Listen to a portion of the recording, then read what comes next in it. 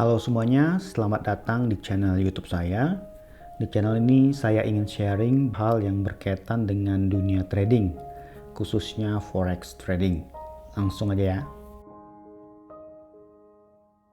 Kalau saat ini Anda sedang terjerumus di dunia forex, sudah bertahun-tahun di dunia forex, tetapi Anda tidak menghasilkan apa-apa, Anda merasa stuck, stres, maka kemungkinan Anda belum sadar bahwa forex hanyalah sebuah probabilitas. Jadi sampai kapanpun, jika Anda tidak sadar dan tidak mengakui bahwa forex hanyalah sebuah probabilitas, maka Anda akan muter-muter mencari holy grail, mencari metode yang 100% profit, mulai dari A sampai Z. Nah, inilah kenyataan yang harus kita terima, bahwa trading forex adalah probabilitas. Nah, terus pertanyaannya, kalau forex hanyalah sebuah probabilitas, apa bedanya dengan kasino? Ya, nah sebenarnya hampir sama aja. Tapi bedanya jika kita bermain judi di kasino, maka secara jangka panjang kita pasti rugi. Nah, mengapa? Karena sebagai customer, probabilitas kita untuk meraih keuntungan selalu lebih kecil dari probabilitas bandar. Misalnya kita 49%, bandar 51%. Nah, sedangkan di forex kita bisa meningkatkan probabilitas tersebut dengan menggunakan metode yang terbukti memiliki probabilitas yang baik. Dan jangan lupa, di forex kita juga bisa mengatur risk and reward ratio. Misalnya 1:2. Artinya meskipun probabilitas kita itu kecil, ya anggaplah win rate kita itu sekitar 40%, tapi dalam jangka panjang kita masih tetap bisa profit. Nah, untuk itulah kita mempelajari metode-metode seperti supply and demand, Bollinger Bands, moving average, ICT atau smart money concept, dan lain-lain.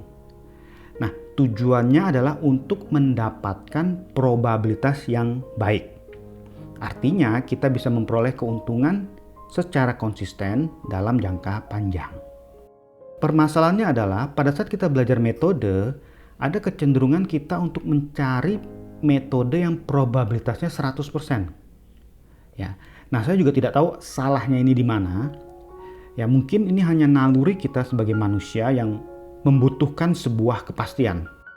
Ya, atau mungkin juga ini dikarenakan ajaran dari oknum ya atau mentor sesat yang mengklaim bahwa metode yang dia gunakan memiliki probabilitas sampai dengan 100% misalnya. Yang akhirnya secara tidak sadar kita mulai mencari holy grail, sesuatu yang memang tidak pernah ada. Nah, jadi jika saat ini Anda masih stuck, stres atau bingung dengan dunia forex, maka sebenarnya Anda masih belum sadar atau belum mengakui bahwa trading forex hanyalah probabilitas. Dan sampai kapanpun kalau Anda tidak mengakui hal ini, maka Anda akan muter-muter aja dari metode A sampai metode Z dan begitu seterusnya. Oke, kalau Anda sudah berhasil melewati fase pertama ini, Anda sudah sadar bahwa forex adalah probabilitas, tetapi Anda masih stuck juga, masih bingung, masih belum menghasilkan uang di dunia forex, maka kemungkinan Anda belum mengerti apa itu dunia forex. Yaitu bahwa sebenarnya forex itu hanyalah sebuah industri, sama seperti bidang industri lainnya. Forex hanyalah sebuah industri. Maksudnya ya Pak? Jadi gini, misalnya kita ambil contoh industri kedokteran atau medical. Saya coba menjelaskan dengan menggunakan 4 cash flow quadrant yang diperkenalkan oleh Robert T. Kiyosaki dalam bukunya Rich Dad Poor Dad. Ada namanya employee atau karyawan. Ada namanya self-employed atau dalam bahasa Indonesia kita sebut wira swasta. Yang ketiga ada business owner atau pemilik bisnis. Yang keempat ada investor. Nah, misalnya kita tertarik dengan dunia kedokteran. Kita kuliah di jurusan kedokteran. Kemudian kita lulus dan menjadi seorang dokter. Nah, sebagai seorang dokter, kita bisa menjadi karyawan. Misalnya kita bekerja di sebuah rumah sakit atau menjadi pegawai negeri sipil. Kita akan menerima gaji secara bulanan sebagai sumber pendapatan kita. Nah, selain itu kita juga bisa menjadi self-employed alias wira swasta. Misalnya kita buka praktek pribadi. Sumber penghasilan kita adalah dari pasien yang datang ke praktek kita. Kita juga bisa jadi business owner. Misalnya kita buka apotik. Dan bahkan kita juga bisa jadi investor. Misalnya sama, kita juga buka apotik. Tapi bedanya kalau business owner, kita secara aktif terlibat dalam bisnis tersebut. Sedangkan sebagai investor, kita hanya invest uang kita aja. Ya mungkin kita join dengan orang lain, dan orang lain itu yang menjalankan apotik tersebut. Nah, kembali ke dunia forex. Sebenarnya sama aja. Kita bisa jadi karyawan di dunia forex. Misalnya kita bekerja di sebuah finance company. Atau kita juga bisa kerja di bank. Karena bank juga memiliki bagian forex atau yang sering kita sebut treasury. Kita juga bisa menjadi self-employed atau wira swasta. Artinya kita trading dengan menggunakan uang kita sendiri atau modal kita sendiri. Dan kita juga bisa jadi business owner. Ya, misalnya seperti Pak Tito, dari itu owner Traders Family. Dia memiliki tim analis, tim trader. Ya, artinya dia kan punya karyawan. Artinya tiap bulan dia keluar uang untuk membayar karyawan. Ya kan, dia jadi business owner. Atau kita juga bisa jadi investor. Ya mirip lah dengan business owner. Hanya saja kalau investor kita pasif. Ya kita hanya invest uang kita aja. Nah sekali lagi, forex hanyalah sebuah bidang usaha, sama seperti bidang usaha lainnya.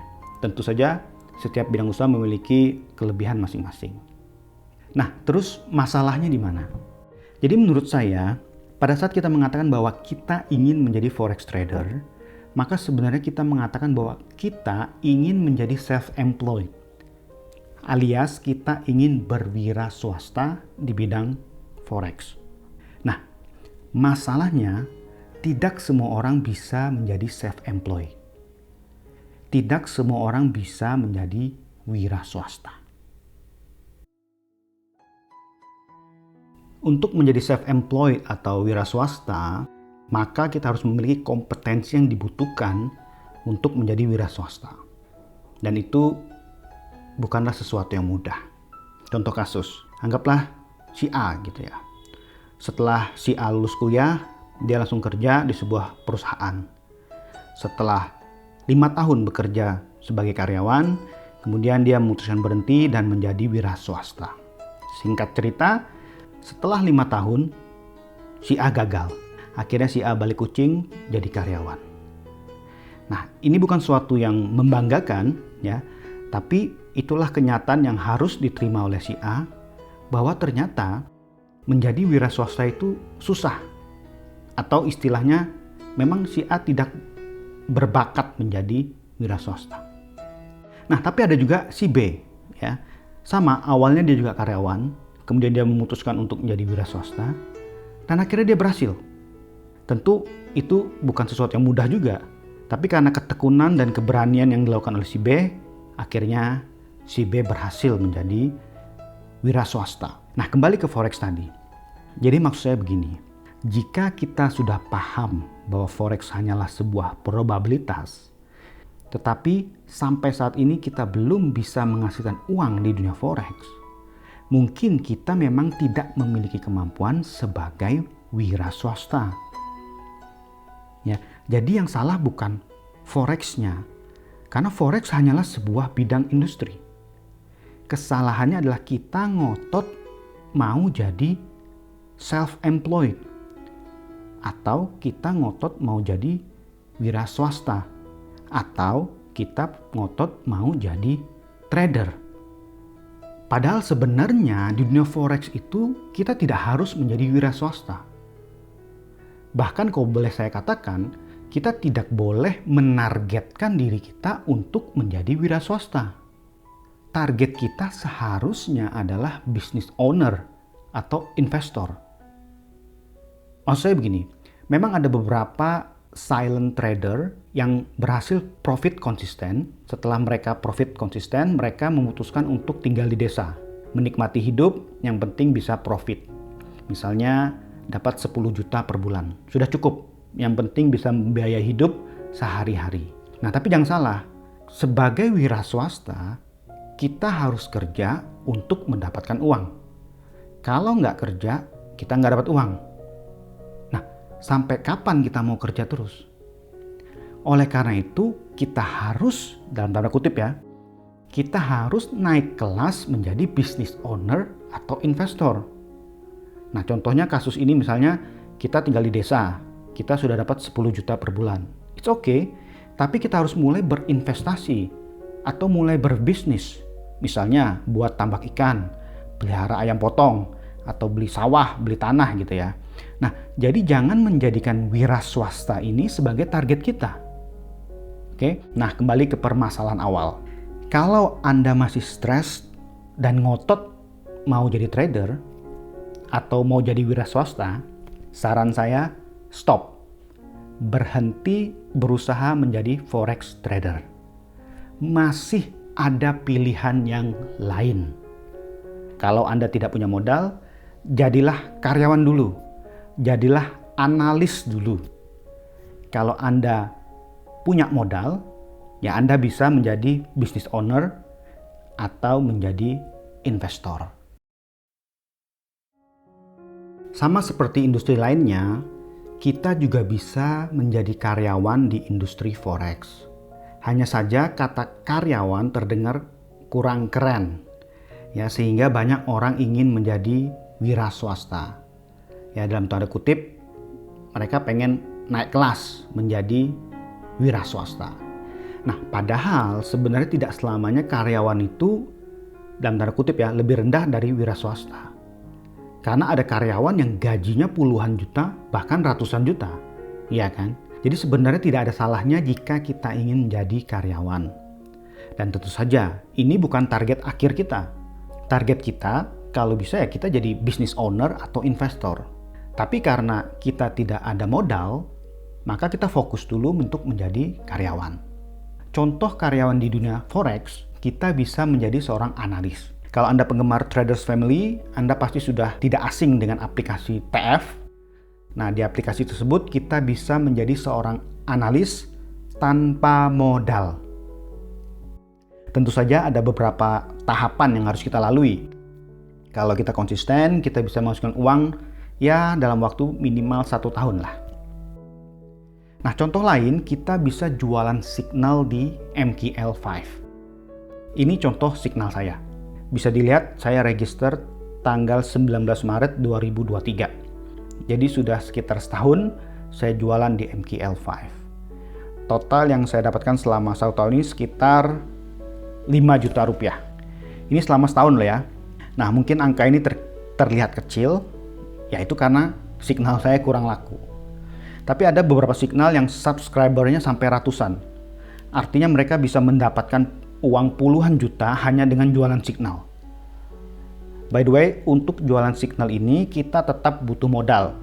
Tapi modalnya tidak terlalu besar. Modal saya ini hanya $50 alias 750.000. Nah, jadi yang ingin saya sampaikan, kita bisa menghasilkan uang di dunia forex tanpa harus menjadi wira swasta. Kita bisa jadi analis, atau kita bisa jualan signal. Ya, anggap saja kita adalah karyawan dan subscriber kita adalah bos kita. Ya, pokoknya kita lakukan tugas kita, yaitu analisa. Jika bos kita senang dengan analisa kita tiap bulan dapat gaji. Ya, sesimpel itu. Tapi kalau kita punya modal yang cukup besar, maka kita bisa jadi business owner atau investor. Sama seperti bidang industri lainnya, kita juga bisa menjadi business owner atau investor di dunia forex. Tapi salah satu syarat utama untuk menjadi business owner atau investor, kita harus punya modal alias kita harus punya uang. Nah, contoh business owner di dunia forex adalah Pak Tito, owner dari Traders Family. Dalam salah satu video YouTube-nya, beliau menjelaskan bahwa ia memiliki tim, ya. Ada tim analis, tim trader, dan tim surveillance. Ya, artinya beliau punya karyawan. Artinya beliau harus mengeluarkan uang untuk menggaji karyawannya setiap bulan. Dan Pak Tito juga menyiapkan modal atau dana untuk ditradingkan. Nah, inilah contoh nyata business owner di dunia trading. Dalam kasus ini, Pak Tito memang adalah seorang trader. Tapi kasaran gini, meskipun kita bukan trader, sebenarnya kita bisa meng-hire orang yang bisa trading, atau kita bisa meng-hire analis yang memang memiliki track record yang baik gitu loh. Ya, meskipun kita tidak bisa trading. Ya contoh kayak industri kedokteran tadi, kita bisa mendirikan rumah sakit meskipun kita bukan dokter. Nanti kita bisa meng-hire dokter-dokter terkenal supaya rumah sakit kita laris manis gitu. Supaya rumah sakit kita profitable. Kira-kira begitu analoginya. Dan sama, kita juga bisa menjadi investor. Mirip dengan business owner, hanya saja kita sebagai investor kita lebih pasif. Kita terima bersih saja. Tapi tetap namanya industri selalu ada risiko. Jadi kita harus tetap bijaksana dalam menjadi business owner atau menjadi investor. Nah, kembali ke dunia forex. Mungkin contoh cerita Pak Tito dan timnya tadi terlalu muluk-muluk ya, karena memang modalnya sangat besar. Saya kasih contoh business owner yang modalnya kecil, yaitu dengan cara kita pelihara robot. Nah, ini saya punya EA, Expert Advisor. Ini EA sederhana ya, namanya EA Breakout. Jadi EA ini akan pasang buy stop dan sell stop.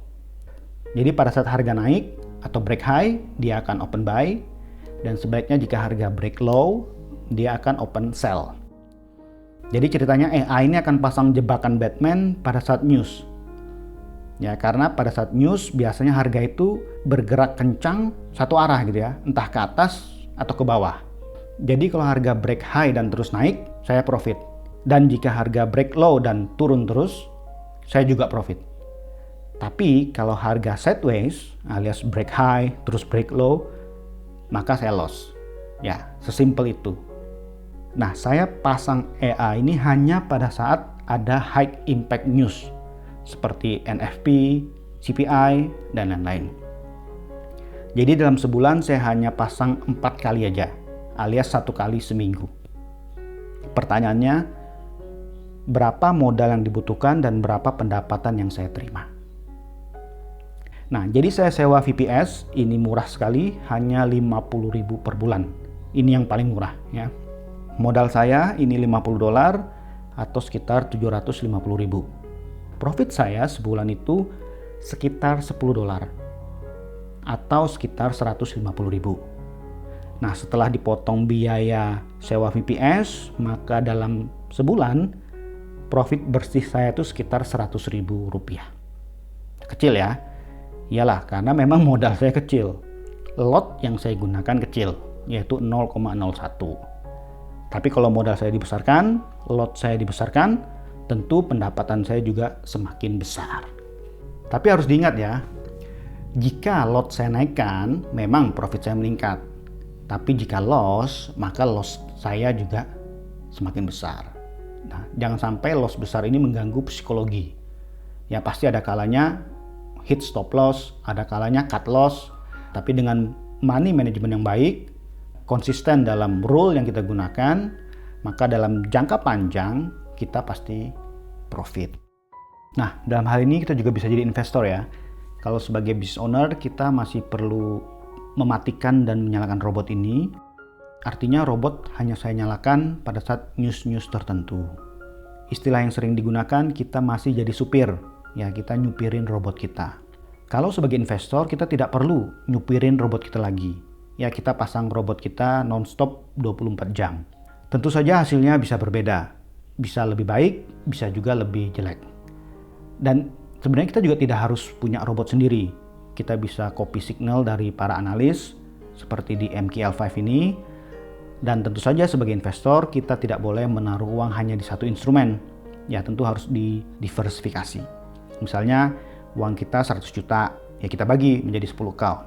Misalnya masing-masing 10 juta. Kemudian saya investkan di robot A, kemudian satunya di robot B dan sebagainya. Nah, tentu saja nanti ada beberapa account yang profit dan ada juga yang loss. Sebagai investor, itu adalah risiko yang harus kita terima. Nah, namun diharapkan profit yang kita dapatkan dapat menutupi kerugian yang terjadi. Sehingga dalam jangka panjang, kita masih profit. Oke, saya rekap dari awal ya. Pertama, Forex hanyalah sebuah probabilitas. Ini adalah kenyataan yang harus kita terima. Yang kedua, Forex hanyalah sebuah bidang industri, sama seperti bidang industri lainnya. Ketiga, kita tidak harus jadi Forex trader, alias kita tidak perlu jadi wira swasta. Masih banyak cara untuk menghasilkan uang di dunia Forex. Keempat, jika modal kita terbatas, cobalah jadi analis atau karyawan Forex dulu. Kelima, jika modal kita cukup banyak, kita bisa jadi business owner atau investor. Oke, sampai di sini dulu video saya. Terima kasih sudah menonton sampai akhir. Sampai jumpa di video selanjutnya. Renew your mind, change your life.